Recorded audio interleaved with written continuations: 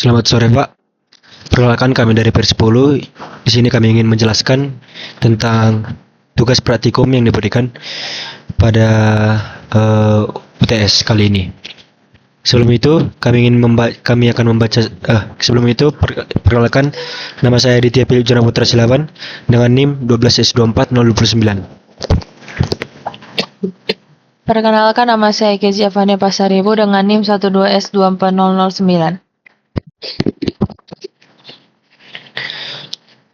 Ucok dan Butet adalah mahasiswa yang baik. Mereka tergabung dalam satu pair ketika mengerjakan tugas pemrograman. Di setiap akhir semester, untuk setiap mata kuliah, Ucok dan Butet akan mendapat nilai akhir, yang selanjutnya akan dikonversi menjadi nilai huruf, misalnya A, AB, B, BC, dan seterusnya. Nilai akhir untuk setiap mata kuliah diperoleh dari kontribusi berbagai komponen penilaian. Setiap komponen penilaian diberi bobot dalam bentuk persentase. Total persentase adalah 100%. Komponen penilaian pada setiap mata kuliah bisa saja berbeda dengan mata kuliah yang lain. Demikian pula dengan persentasenya. Meski demikian, sebuah mata kuliah memiliki paling sedikit satu komponen penilaian. Sebagai contoh, ada mata kuliah dengan 4 komponen penilaian yang terdiri dari kuis, assignment, mid exam, dan final exam, dengan bobot masing-masing 20%, 30%, 25%, dan 25%. Sementara itu, ada juga mata kuliah yang hanya memiliki 2 komponen penilaian, yang terdiri dari seminar proposal dan seminar kemajuan, dengan bobot masing-masing 40 dan 60%.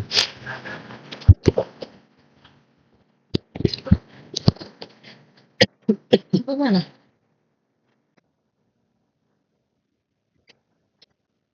Nampak, Cok. Ucok dan Butet ingin mengembangkan sebuah program yang sederhana yang akan digunakan untuk menghitung nilai akhir dari mata kuliah yang mereka ikuti, dengan memperhatikan komponen-komponen penilaian dan bobot dari komponen-komponen tersebut. Berikut adalah rancangan dari program yang akan dikembangkan.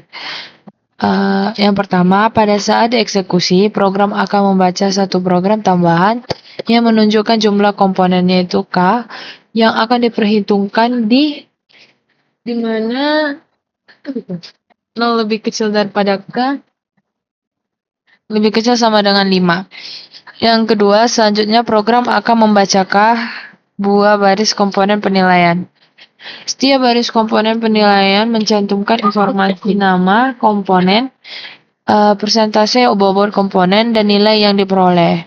Informasi diseparasi dengan sebuah tagar dan panjang sebaris teks komponen penilaian tidak lebih dari 100 karakter.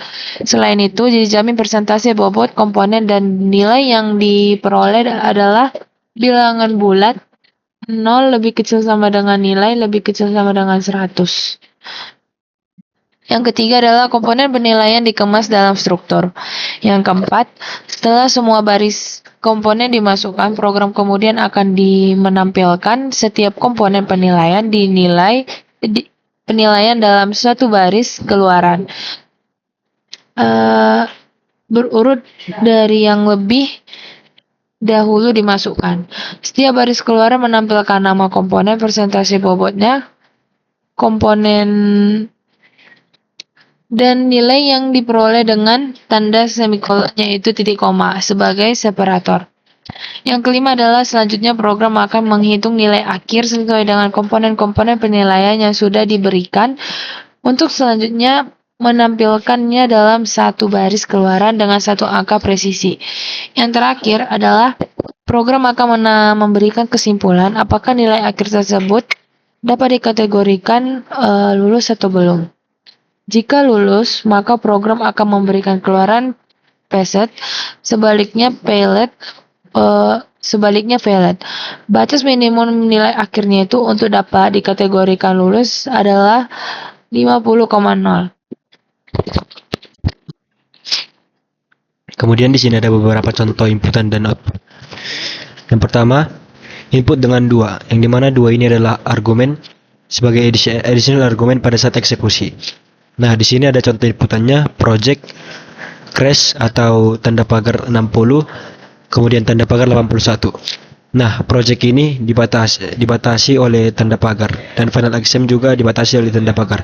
Maka kita diminta untuk outputannya, yaitu project mengubah crash atau tanda pagar ini menjadi semikolon atau tanda titik koma, dan menambahkan yaitu nilainya yaitu 79,8, dan menambah nilai akhirnya, yaitu apakah dia lulus atau tidak.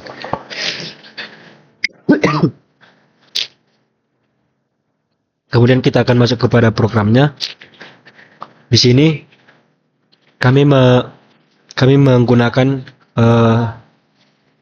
3 include, yaitu include stdio.h, kemudian include string.h, kemudian include stdlib.h. Yang pertama, kami menggunakan struct yang dengan variabel mahasiswa, yaitu di dalam struct-nya akan berisi char task yang memiliki array atau dua array, yaitu yang bernilai 100, di mana di dalam task ini akan dapat menyimpan 100 indeks. Kemudian char bobot sama dengan char task, kemudian char bobot dan char nilai. Setelah itu kami masuk kepada integer. Kami mendeclare integer add, yaitu menyimpan jumlah tugas yang akan diproses. Kemudian kami memberikan char perintah dengan indeks 100, yaitu yang akan menyimpan input tugas yang dipisahkan dengan tanda pagar. Kemudian integer a, kemudian token, yaitu kemudian pointer token yang berguna untuk menyimpan hasil pemisahan string menggunakan strtok. Kemudian bobot 1 berguna untuk menyimpan bobot tugas dalam bentuk integer. Kemudian nilai 1 berguna untuk menyimpan nilai tugas dalam bentuk integer. Kemudian total dengan indeks 20, yaitu menyimpan hasil perkalian nilai 1 indeks i dikali bobot 1 indeks i per 100 untuk setiap tugas. Kemudian total akhir menyimpan total akhir dari semua tugas. Kemudian value berguna untuk variabel sementara untuk menghitung nilai total dari suatu tugas. Kemudian struktur mahasiswa M1 di sini berguna untuk variabel dari struktur mahasiswa untuk menyimpan data tugas. Kemudian ada add atoy. Kenapa harus menggunakan atoy? Argv array 1 adalah argumen yang diberikan saat menjalankan program dari terminal. Atoy digunakan untuk mengubah string ke integer agar bisa digunakan dalam perulangan for. Dengan cara ini, jumlah tugas bisa fleksibel sesuai input pengguna tanpa perlu mengubah kode. Bisa saja meminta pengguna memasukkan jumlah tugas secara langsung dengan scanf, tetapi menggunakan argumen membuat program lebih otomatis dan mudah digunakan dalam script.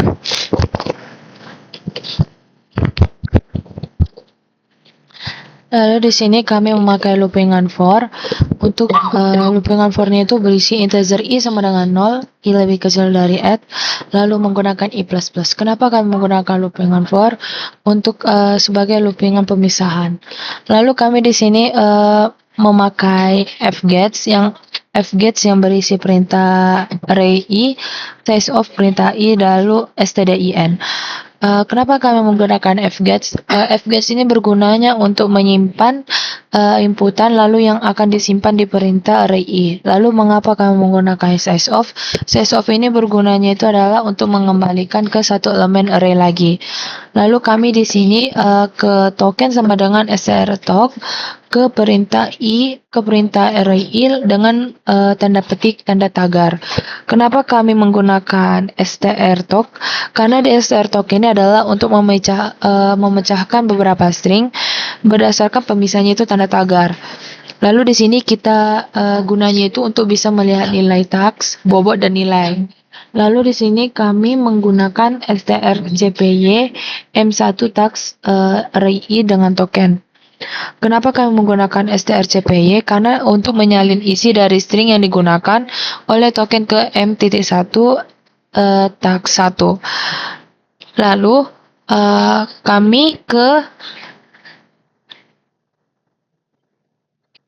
ke token sama dengan strtok berisi 0 dengan tanda petik tanda tagar, yang artinya itu adalah strtok-nya itu untuk memanggil si nulnya dengan sebagai argumen pertama, maka di fungsinya itu akan untuk melanjutkan string yang sama dengan dari posisi terakhirnya itu ditemukan di delimiter atau tanda-tanda tagarnya. Lalu kami menggunakan strcpy lagi untuk menyalin isi dari si token ini ke m1 bobot ini. Lalu bobot 1 yang array ini sama dengan atoy m1 bobot array ini. Atoy-nya ini adalah berfungsi untuk mengubah stringnya itu menjadi integer. Lalu dalam kasus ini yang harusnya bobotnya itu berisi 20 akan menjadi 20 tambah tanda petik. Lalu kami ke token yang selanjutnya itu token sama dengan strtok yang berisi 0 tanda petik tanda tagar. Kenapa? Untuk melanjutkan parsing yang dari posisi terakhir dan mencari tanda tagar ini dalam string. Kami memakai strcpy m1 nilai array dengan token yang digunakan itu untuk menyalin isi dari si tokennya itu ke nilai m1-nya ini.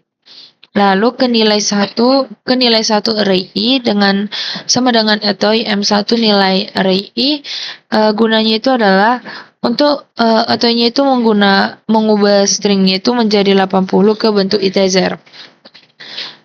Lalu lanjut ke kami menggunakan loopingan for lagi yang berisi integer i sama dengan 0, i lebih kecil add, lalu i plus plus. Di sini untuk melakukan perhitungan nilai akhir setiap tugas dengan mempertimbangkan nilai 1 dan bobot 1 dari setiap tugasnya. Lalu menghitung total akhirnya dari yaitu jumlah total dari semua tugas yang dihitung dari bobotnya. Di sini kami menggunakan value sama dengan nilai 1 dengan array i dikali bobot 1 array i. Mengaitkan nilai tugasnya dengan bobotnya. Lalu contohnya jika nilai satunya ini berisi 80 dan bobot satunya ini berisi 20. Lalu kami menggunakan total array i sama dengan value dibagi 100. Di sini nilainya itu yang dihasilkan akan dibagikan 100 untuk menyesuaikan persentase bobot. Selanjutnya ke total akhir tambah sama dengan yaitu total array i. Untuk menambahkan hasil setiap tugas total 1 ke dalam total akhirnya, lalu mengakumulasikan semua nilainya itu yang sudah dihitung ke nilai bobotnya. Yang terakhir adalah kami memakai loopingan di bagian mana? Kemudian di sini ada loopingan. Loopingan ini berguna untuk memprint hasil. Yang pertama ada printf dan s, kemudian m1 task index ke i. Di sini untuk berfungsi untuk memprint task. Kemudian printf %d bobot 1 indeks ke i berfungsi untuk memprint bobot. Kemudian printf %d nilai 1 indeks ke i berfungsi untuk memprint nilai. Kemudian setelah itu ada printf titik 1f total akhir untuk menentukan pass atau failnya. Kemudian ada di sini ada di bawahnya ada percabangan. Apabila total akhir lebih besar sama dengan 50, maka yang akan keluar adalah else if. Apabila total akhir lebih kecil daripada 50, maka yang keluar atau yang output yang keluar adalah fail. Di sini kami akan mencoba untuk melakukan run-nya. Siapa kau?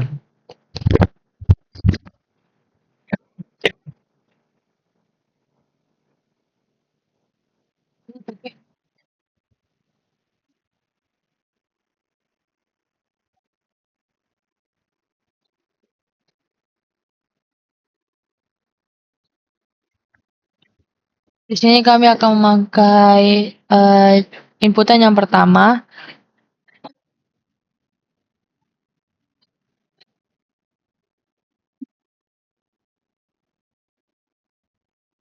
Maka sesuai dengan keluaran output yang di example yang pertama, yaitu dengan keluaran yaitu project titik koma 60 titik koma 81 dengan finish exam-nya itu ya 40 dengan 70 dan akan menghasilkan yaitu 79,8 dengan keluaran yaitu peset. Lalu ke example 2 yaitu adit. Kemudian di sini example kedua diminta input dengan 4 sebagai additional argument pada saat eksekusi. Maka setelah kita berikan A, kita spasi, terus kita berikan 4 untuk user untuk memberikan 4 inputan.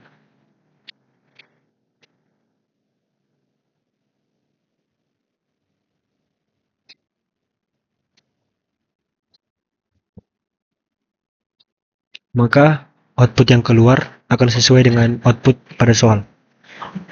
Kuis 2047, assignment 3093, net exam 2578, final exam 2581, 77,1 dan pas. Kemudian example yang ketiga akan diberikan oleh Example ketiga ini input apa?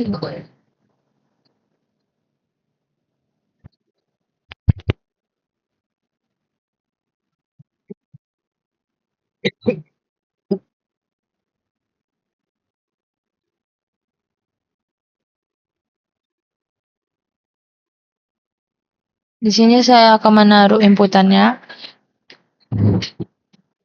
Maka akan keluar sesuai dengan output yang di example 3 tertera. Baik, Pak. Mungkin segitu saja yang dapat kami jelaskan. Apabila ada kesalahan mohon dimaafkan. Terima kasih, Pak.